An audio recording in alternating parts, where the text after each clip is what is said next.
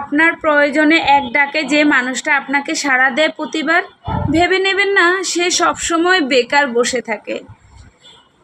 আপনার শরীর খারাপে, মন খারাপে যে আপনাকে বারবার খোঁজ নেয়, তার যত্ন সস্তা নয়। আপনার জন্মদিনে যে আপনাকে ফেসবুকে নোটিফিকেশন ছাড়াই ঠিক রাতের 12টায় উইশ করে, তার মাথায় আপনার মতোই কোনো ক্যালেন্ডার ফিট করা নেই।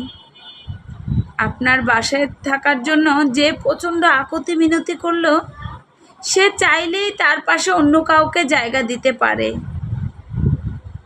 আপনার এক লাইনের মেসেজের উত্তর যে প্যারাগ্রাফ লিখে পাঠায়, তার হাতে অপুরন্ত সময় আছে, এমনটা নয়।